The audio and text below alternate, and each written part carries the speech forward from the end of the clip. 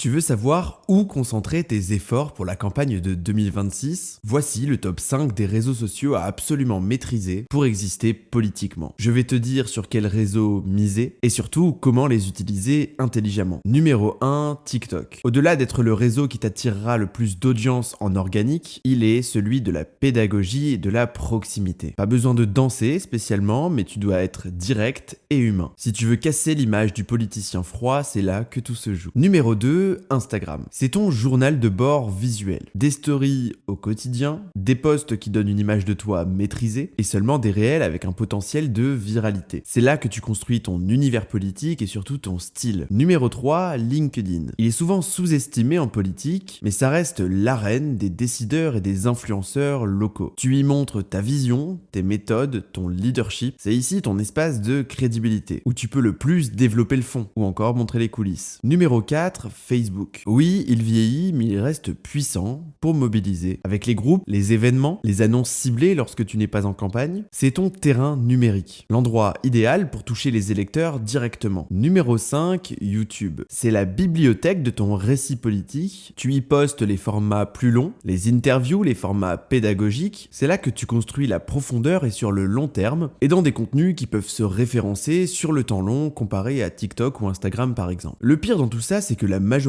des candidats essayent d'être partout et postent la même chose partout. Résultat, ils ne maîtrisent rien et nulle part. Je sais pas si t'as remarqué, mais j'ai pas cité Twitter ou X. Médite ça. Et si tu veux apprendre à construire ta stratégie de communication politique en 7 jours seulement, n'hésite pas à aller jeter un œil à ma dernière formation, le lien est en bio.